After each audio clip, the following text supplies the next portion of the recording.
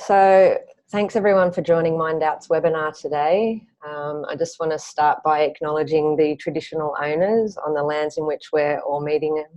today across the country and acknowledge their continued connection to land, waterways and culture. I also want to pay my respects to elders past, present and emerging, and any Aboriginal or Torres Strait Islander folk that we have on the call today. I'm Charlie Wilbridge and I work on the Mindout program here at the LGBTI Health Alliance, which is our suicide and prevention program. And on our webinar today, we have Babuk, who is an Afghan writer, community organiser and coordinator of the LGBTI Suicide Prevention Mentoring Program at QueerSpace. So I'd now like to hand over to Babuk and encourage you also to use the chat function down the bottom if you have questions along the way. So over to you. Great. Thank you, Charlie. I would like to begin by acknowledging that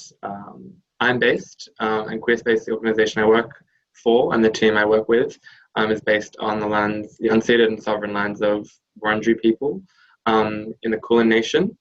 I pay my respects to elders past, present and emerging, and also to any Aboriginal and Torres Strait Islander people who are in the phone call or the webinar chat.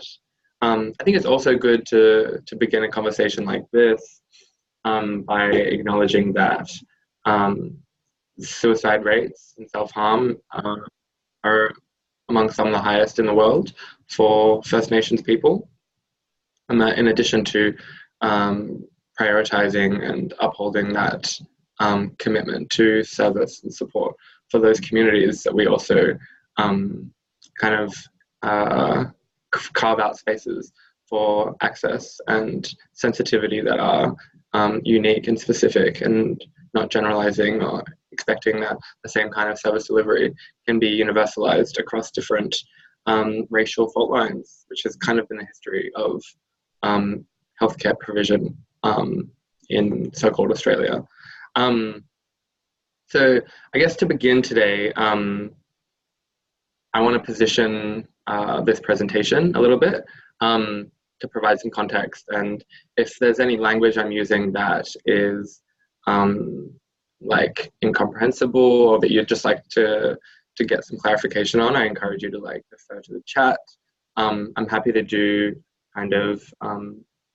as we go clarification of different terms and language for access, and so people can kind of like be on the same page as we move through. If there are any more discursive questions or criticisms or stuff that we want to like actually unpack in a more ideological sense, I'd ask that you wait till the end,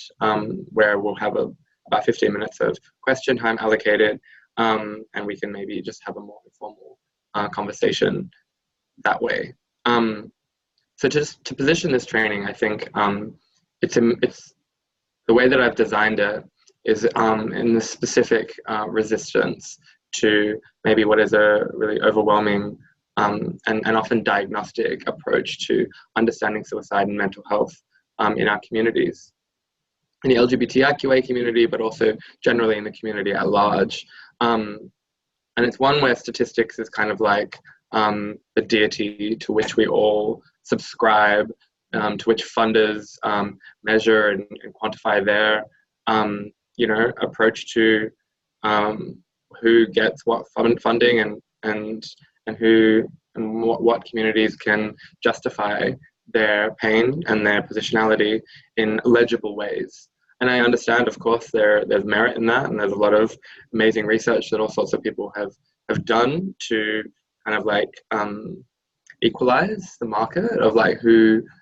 has been studied and what statistics are available. But I guess I want to kind of emphasize that the realities are that for a lot of brown and black people, and especially brown and black queer people,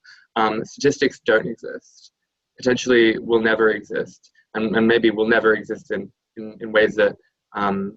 realistically represent the nature of suicide and self-harm in our communities, because it takes place in culturally specific ways, it's covered up in culturally specific ways, and also lots of young people especially who choose to kill themselves do so with an internal and psychological conflict around their sexuality and gender that is never brought to life, that will never be catalogued and never be respected or honoured as a reason for that young person choosing to kill themselves by their parents and by the cultures around them. So I think it's important that even if research and statistics were to try to proactively compensate for the lack of representation in the data for Black and Brown LGBTIQA communities, that still we would see like a really, really overwhelming and unfortunate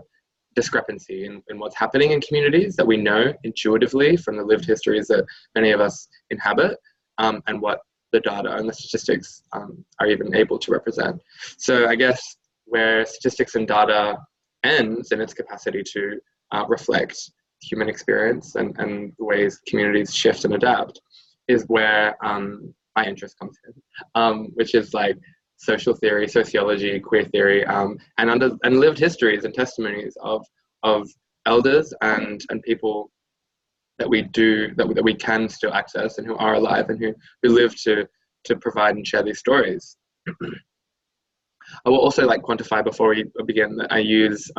Black and Brown in this context and not cold or even people of color, because I think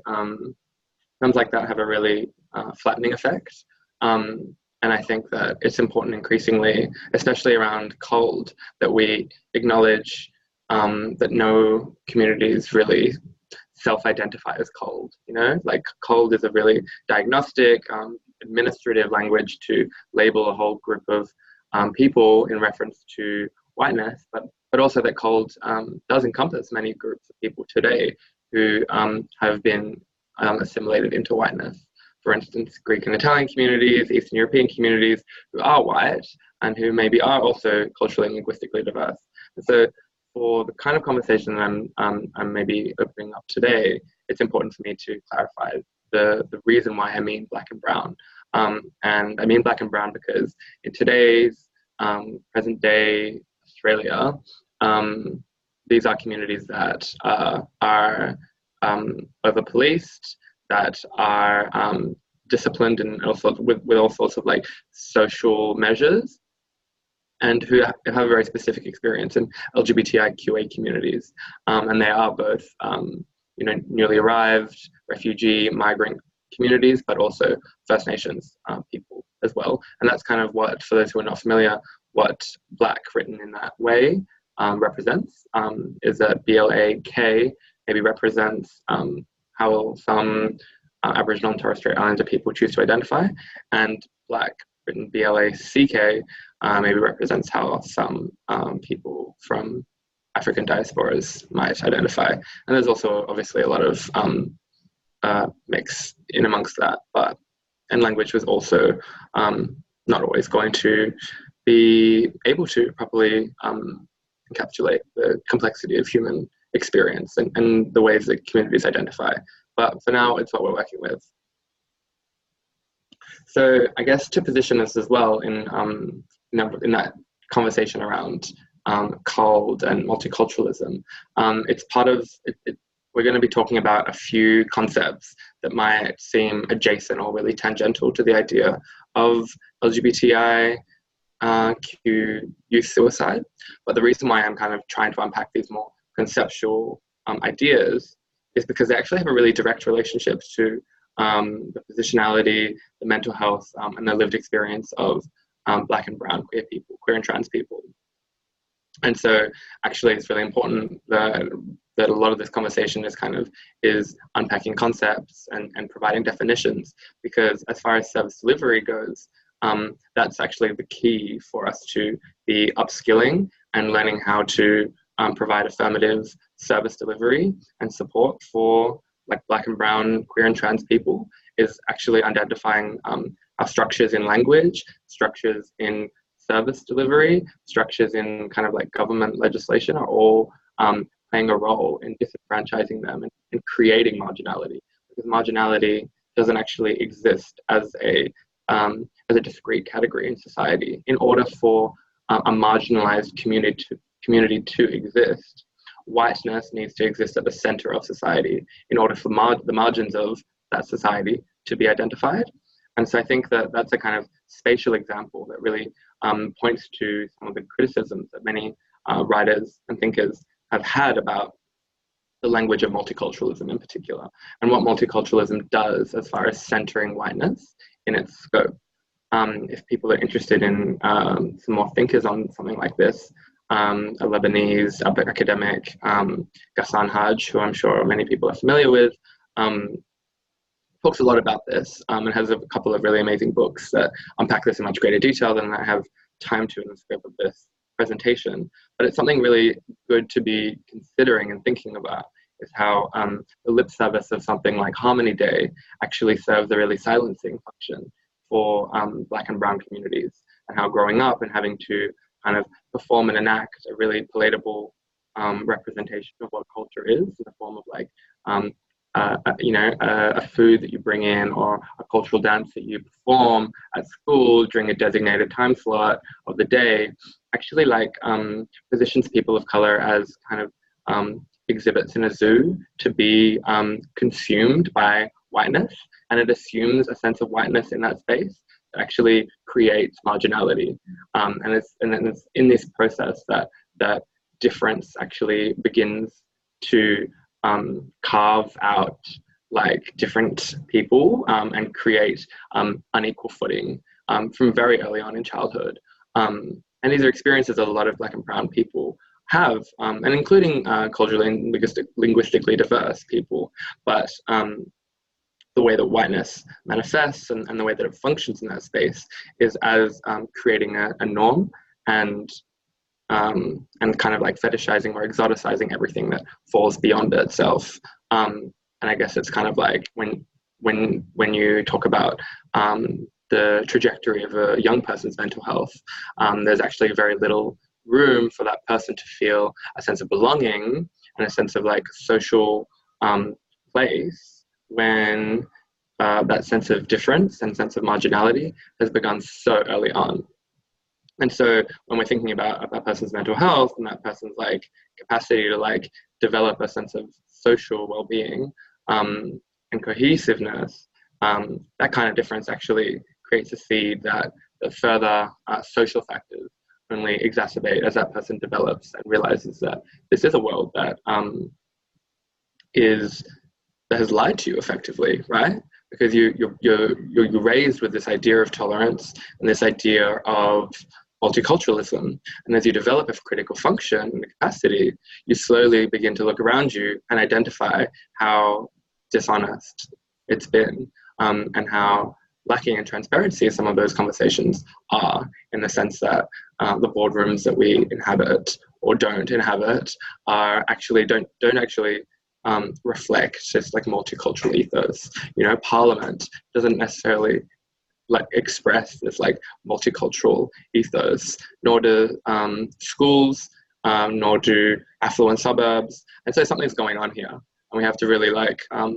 emphasize that young people are brilliant in their capacity to identify these things, but they don't have necessarily like the social coping mechanisms or adaptive coping strategies to be able to process that level of injustice. And they also don't have the language of racial injustice, because they're simultaneously taught that we live in a multicultural and pluralist, tolerant society, and then are slowly picking up on all these instances of dishonesty and injustice that actually contradict that. And so it's really important when we're thinking about multiculturalism, we're actually thinking about it as a massive injustice that we're enacting upon young people by lying to them about the realities of this country and its history and in kind of colonial occupation and dispossession that is ongoing, but also in the realities of what we have to offer new migrant communities, which is continuing active on a dishonesty as far as what kind of opportunities there are here for them and how they'll be treated when and if they manage to secure an opportunity. So those are just like some broad ideas that that elaborate on the distinction between equity and equality, as this graphic represents. It's very vanilla and it's very entry level, but I think things like this testify to and just provide a nice visual metaphor for like what access really looks like. and that access is not necessarily a wheelchair ramp. Access is affirmative employment, and acknowledging that the kind of opportunities and qualifications that one candidate may have had because of their experience or their whiteness is not necessarily going to be reflected in other candidates. So it's actually like looking at how we can create different access barriers or access ramps or access hand up, over the fence in our practice and in our service delivery and the organizations that we perhaps all work for. Tanya Canas, who is a incredible performer and PhD candidate at the moment, wrote this incredible long-form article in, I think, Arts Hub that I'll read out now and maybe talk a little bit too. Diversity is restricted to aesthetic presentation rather than a meaningful, committed, resourced, long-term process of shifting existing power dynamics. Diversity is a white word. It seeks to make sense through the white lens of difference by creating, curating, and demanding palatable definitions of diversity, but only in relation to what this means in terms of whiteness. And I think you see this really often in like which people of color are elevated and celebrated, and it's not those that use the language of racial injustice and talk about the severity of their experience and the pain of it. Often it's people who satisfy certain models or aesthetics of palatable like success insofar as they've like probably been exceptions to the rule, and those are the stories and the bodies that are often so much easier to celebrate because they comply with a certain like ethos of diversity and are palatable to whiteness in that sense. I think this is maybe one of the things that I want to like pause on a little bit and maybe just like get some consensus on, because I think people, something I've noticed in the last couple of years in working in this space in particular is that there's actually a real reluctance to name and honor the way that people identify. And I think this does a really, really like irreparable damage to our communities, in the sense that Black and brown then become insults and then develop a sense of stigma and shame that only like accelerates and snowballs when people refuse to actually acknowledge and refer to you with the language that you identify to yourself with and that your communities identify with. And I think brown is a little bit more contested. I think there's not so much of a history of brown communities because it is so disparate across all sorts of different communities and racial groups and continents. But I think Blackness is much more specific, and people are very afraid to say Black and very afraid of like the consequences and the fear of fucking it up, which is valid. I think that there are sensitivities that should actually be that we should feel comfortable to demand of people for when responding to us and delivering service to us. And one of them is that they are educated and sensitive to the sensitivities of using languages that concern us, and that should be the expectation, rather than us kind of like remodeling ourselves to somehow find like a way to suit the language of culturally and linguistically diverse. Actually demanding that we have Black and brown, and also like the specificities of our cultural identities are also honoured, and that's not seen as something frivolous or excessive. That actually, like if my tribe is Tajik and I come from Afghanistan and I speak Farsi, like that is the expectation, and that I shouldn't be viewed as kind of hysterical or excessive in what I'm expecting by having that identity registered and acknowledged. And I think the bar is so low at the moment for how we actually, what the expectations are for providing service to people. And so that now seems excessive, but I think that's something that we can actually be working affirmatively to unpack and discredit, because it's really important. And how can a person feel a sense of cultural sensitivity and safety in a space when there's not a concerted effort on behalf of workers to actually use a language that they identify with, and that includes pronunciation of their names, which is something really really massive. And it's so massive that it actually is rooted in the psychological impulses of clients a lot of the time, in how they have developed a mistrust of services to such a degree that they already use a white name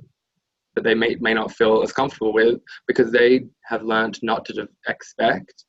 being treated appropriately and having their name pronounced, and having to go through these like bizarre social acrobatic dynamics where like there's humor and ridicule and ignorance framed around humor and ridicule, and that's become really commonplace, and it's actually a part of Australian culture to joke about mispronouncing names and make that kind of commonplace, and that's actually unacceptable, and that's a form of racial violence and racial injustice that a lot of people of color experience, and especially people of color who then adopt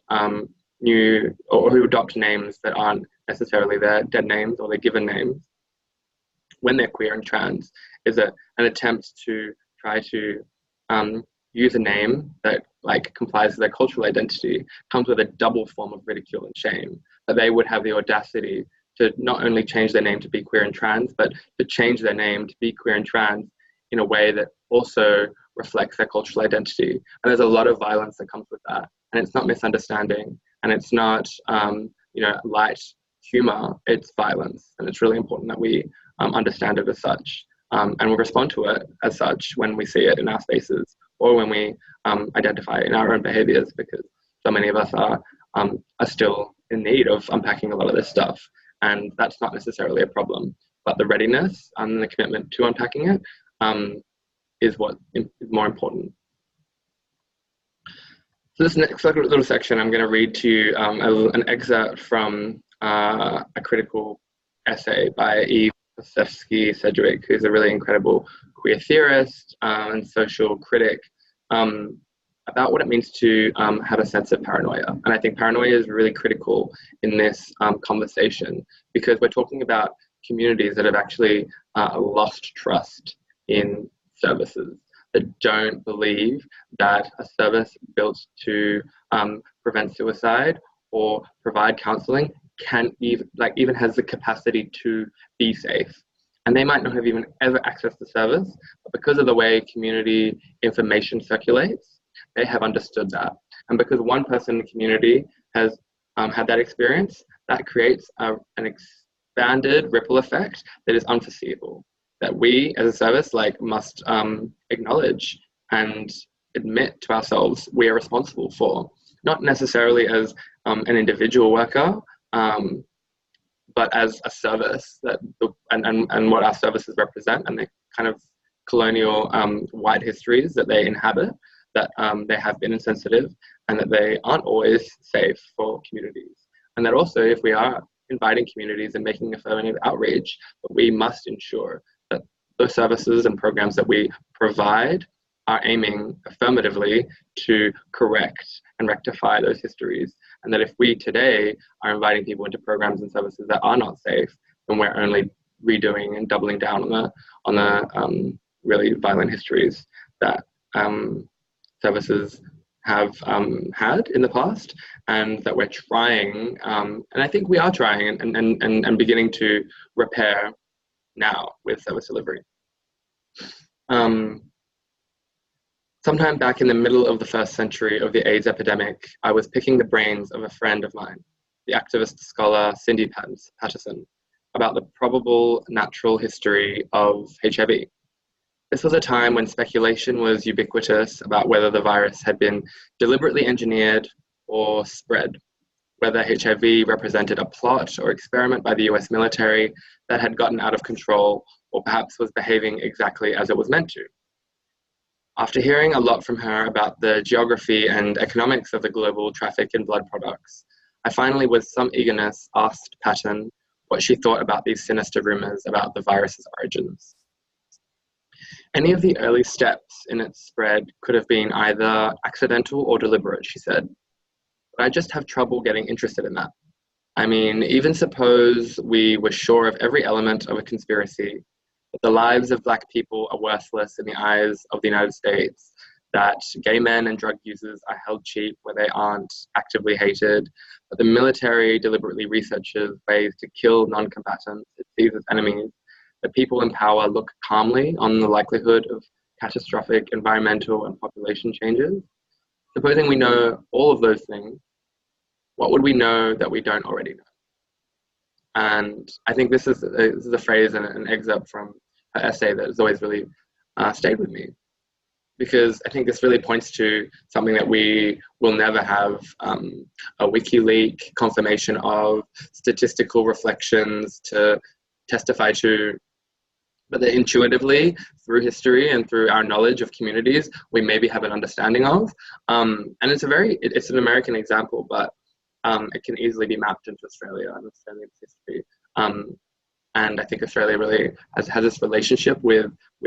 these global trends of social theory and liking to rinse itself of complicity, which is really nice, you know, and it's a really nice idea that we are maybe not complicit and we're not as bad as America, and where we treat our citizens with some dignity and respect. Also, we've been led to believe. And so I think it's really important to be in LGBTIQA mental health that we're actually acknowledging the real histories, because the same lies that have been told about government support and advocacy for us are also untrue about the other communities where those lies continue to be spread. And I think part of the reason why I'm bringing this up today is because I think paranoia is a really interesting trend to identify in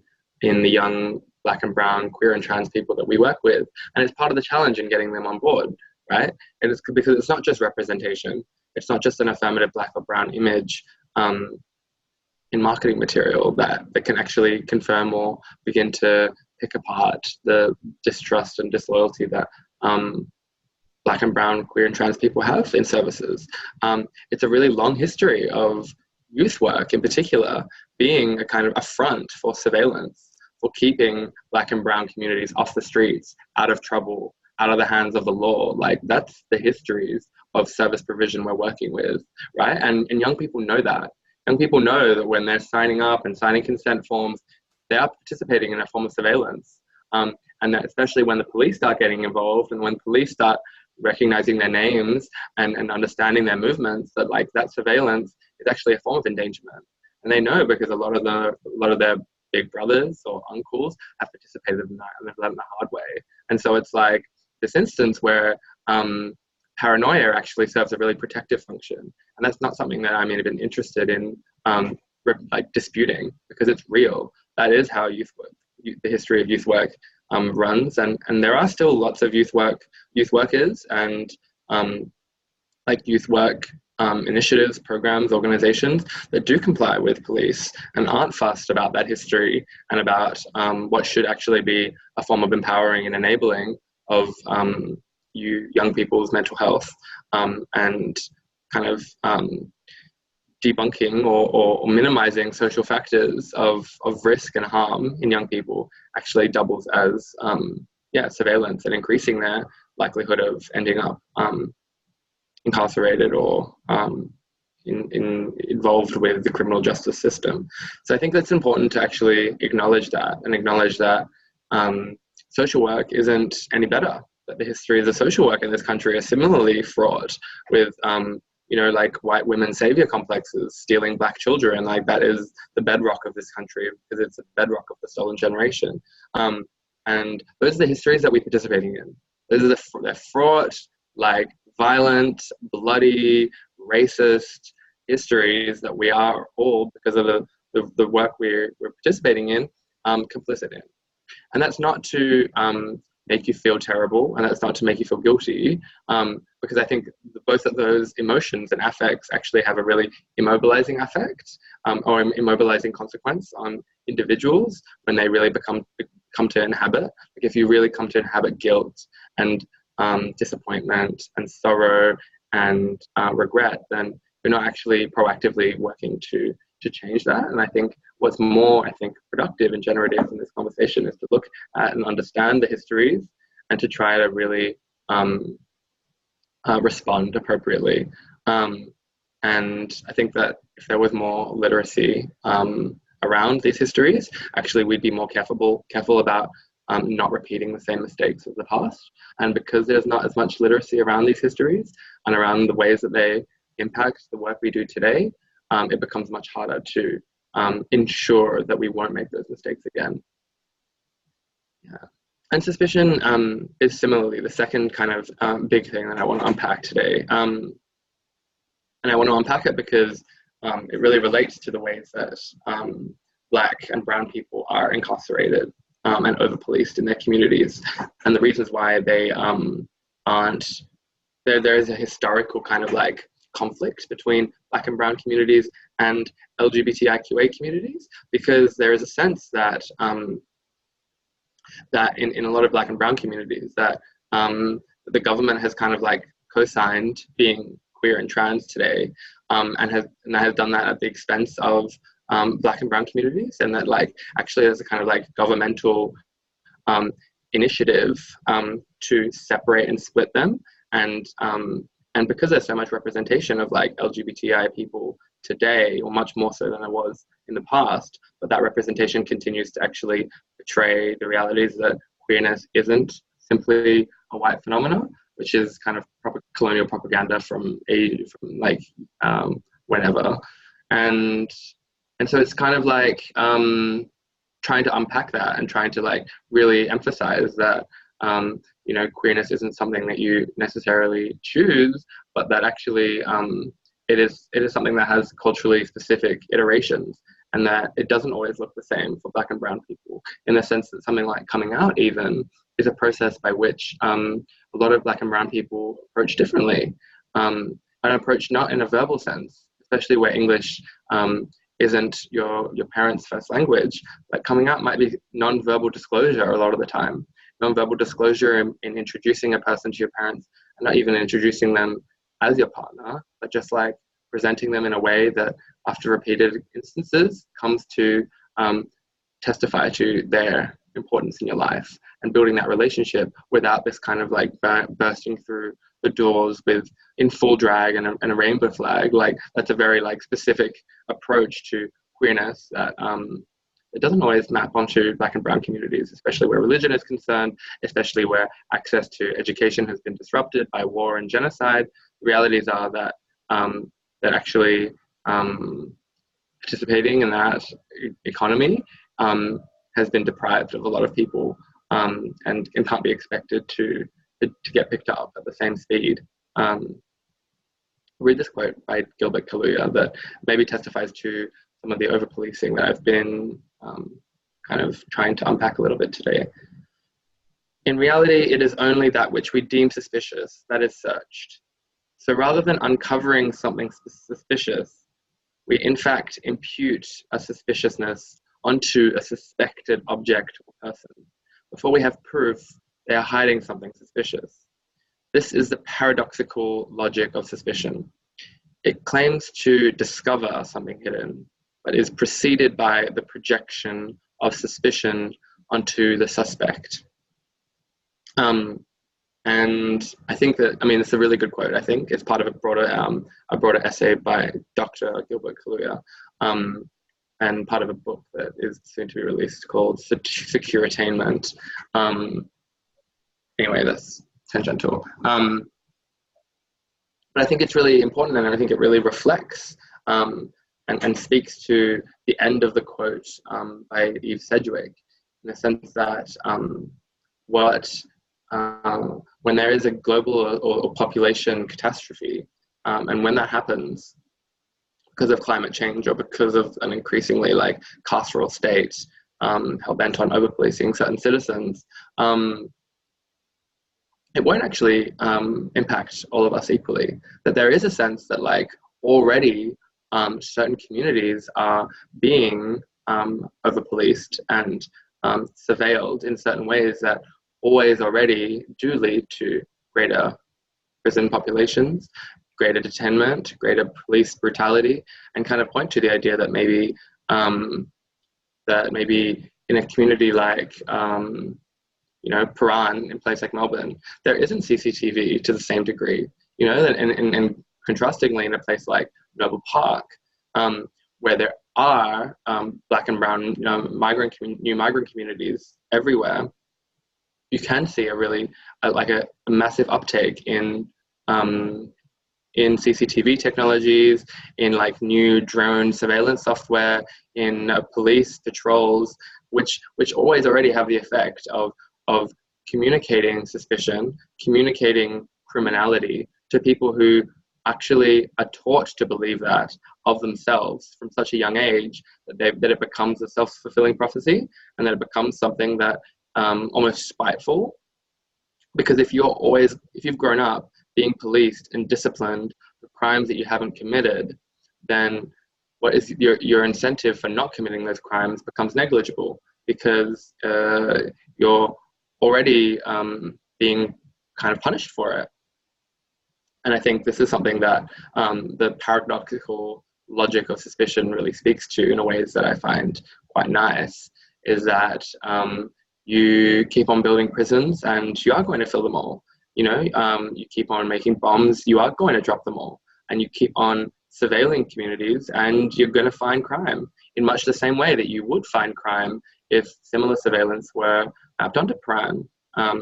white collar crime maybe, but all sorts of crime. And it's because they're not over-policed that it doesn't happen. So I think it's just like actually picking apart surveillance, not as something that locates criminals, but actually as something that creates criminals, and also creates a certain class of criminals, because of access to legal aid or legal, you know, just lawyers and defense teams, actually doesn't map on equally to different communities, and especially where you know, among LGBTIQA people, and especially among brown and black, queer and trans people, the realities of homelessness are huge, right? The realities of neurodivergence are huge. The realities of not being able to speak the talk with a police officer who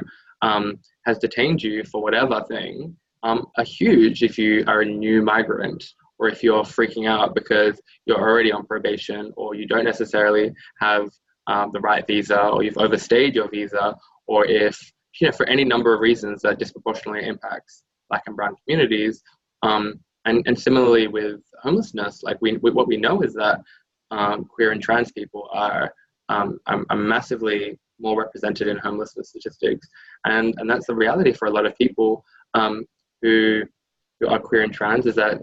safety looks very different, and being unsafe can look like not having a housemate or a parent or a physical space that is safe and accessible for you. And so I think it's similar, and it draws on the logic of suspicion, in the sense that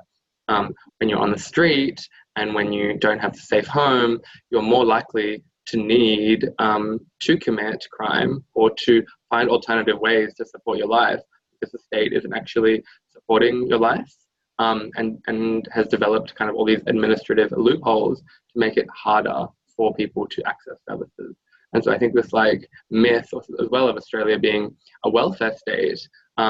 is really important to debunk here, and really important to debunk in relation to QT-POC, Black and brown queer people, because the welfare state is only actually accessible to certain people, you know, and has always been only accessible to certain people. And that's kind of the myth of equality. Similarly, is that on paper, Centrelink is and Medicare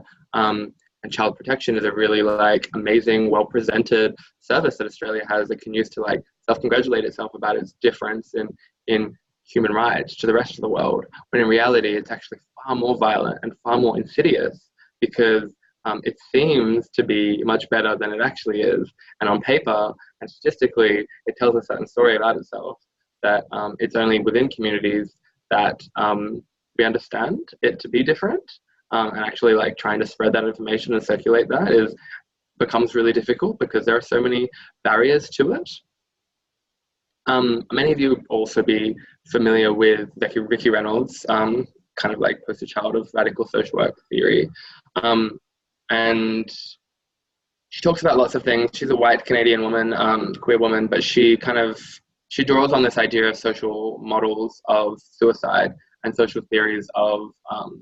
risk and harm. And she talks a lot about actually trying to shift onus on a person's mental health away from that person, as though there isn't anything inherently wrong about that person, and onto a society that hasn't actually been designed to support that person. And it's because of what we kind of began this presentation talking about. When society has been developed in a way that centers whiteness and centers heterosexuality and centers cisgender people and centers able-bodied people as well, I should say, that actually support and care can never be fairly or equitably distributed, because it wasn't designed to perform that task. And once you add like multiple axes of intersectionality, it becomes harder and harder to like develop a sense of safety and support and belonging in society that actually not only wasn't designed to support you, but isn't equipped to currently to even adapt to the kind of sensitivities you require. So you end up just cataloging all of these microaggressions and instances of violence that make it much harder to even access the supposed support that a supposed welfare state would provide to a supposedly multicultural, tolerant society. And I think it's really important. And this comes from a lot of the work the disability activists have done in talking about an inaccessible world rather than a disabled person. You know, and I think it's really important to talk about mental health in those terms too, for all kinds of people with different intersectionalities, to talk about a white supremacist world, and that being really what's going on with this brown queer person that doesn't want to get out of bed. Because of course, depression is a diagnostic approach, but depression can't be divorced from the realities of the kind of world that young person doesn't want to go out into. And they're not mutually exclusive categories, because when the world is unsafe, that's paranoia, of course, but it's also a really specific protective function, because the reality is that if it's not safe for you, then how can we diagnose you and prescribe you and tell you more lies about what the realities of the world waiting out there are for you? And it's a risk that many of us, of course, take in our lives and have to digest, much as we would like not to, but it's also something I think it's a discredit we do to young people in providing them with false narratives of hope and false narratives of safety that ultimately like kind of further exacerbate relationships of mistrust, because ultimately it is a lie. The world for Black and brown, queer and trans people is really not safe. And there are so many factors and social structures designed to keep it that way, because they're centered upon axes of power like whiteness, heterosexuality, able-bodiedness, and cisgender people, to name a few. So I think, that's kind of one of the things that I would love to be a kind of take-home message from today, is actually trying to like shift our narrative of what the center of societies looks like. And so we would provide, like a different kind of support for a different person based on their intersectionality, but also that like our own system of reference by which we understand human experience and mental health is not one that is explicitly rooted in a very specific identity group that is also obviously quite privileged and secure in their place in the kind of white Australian cultural imagination. I mean, this is a kind of similar section that I think, or a further development of the conversation we're having earlier about the distinction between gay and queer, which is kind of like common knowledge among certain communities, but also really important to identify and unpack in how what it means to be queer then is a specific kind of defined relationship to borders and incarceration and conformity to structures of violence that are historically much easier to just accept. And so to be queer then, as opposed to be gay, is a specific posture in which you resist and defy those structures of normative power that society is built around. And it's important also to acknowledge that brown and Black people can also enact racism, that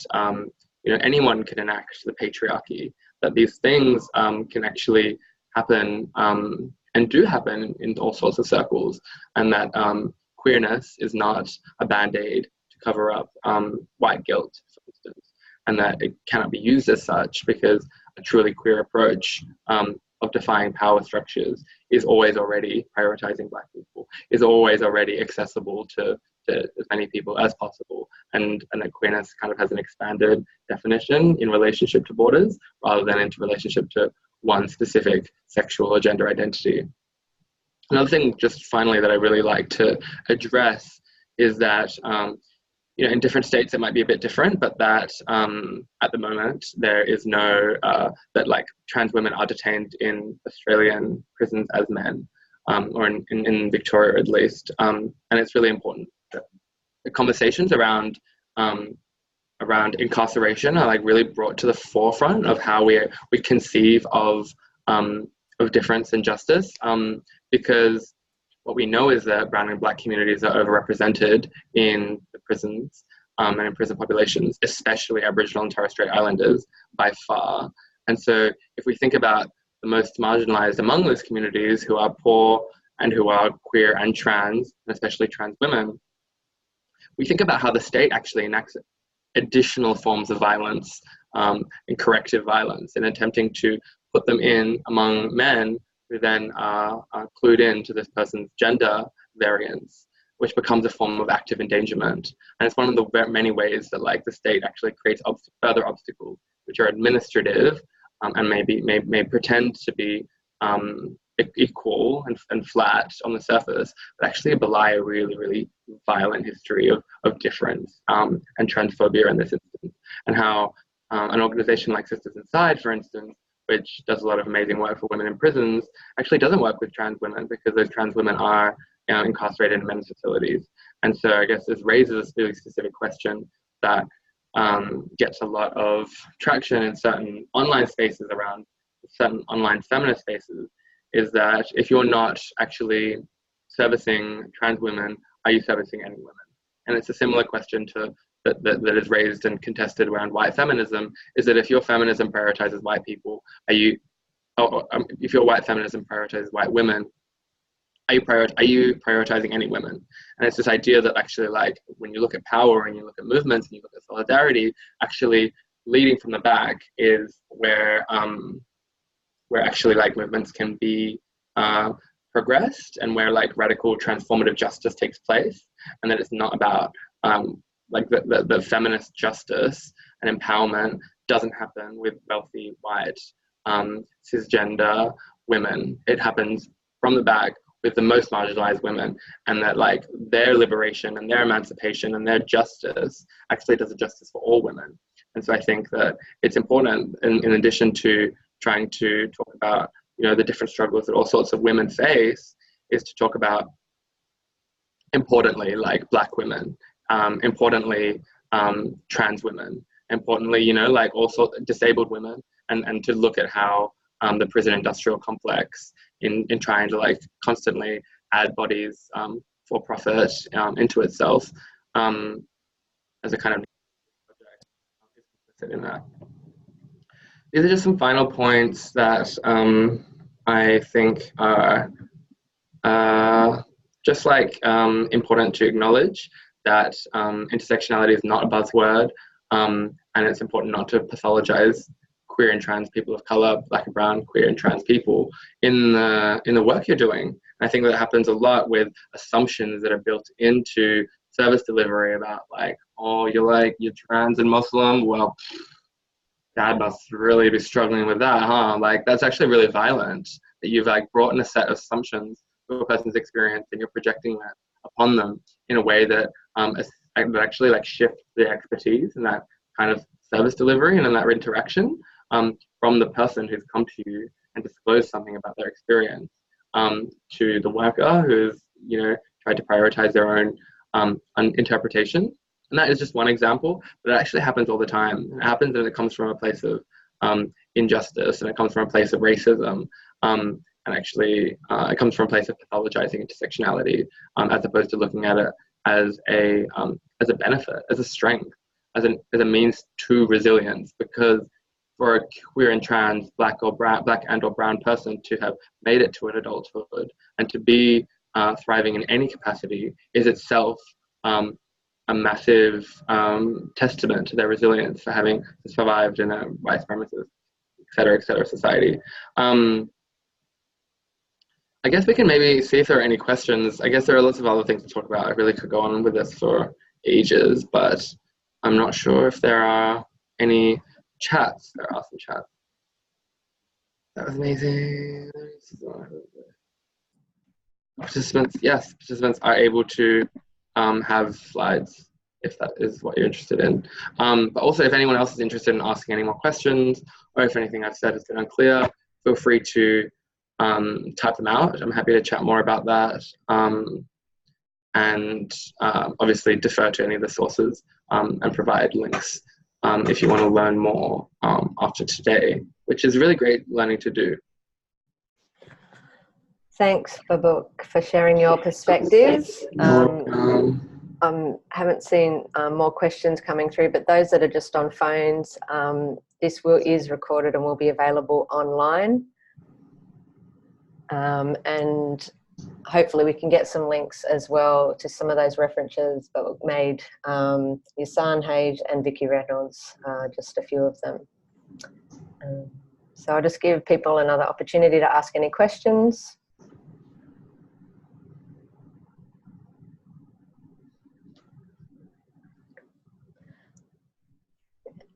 And it seems like people are just happy to hear what you've had to say. So thank you so much. And thank you everyone for joining.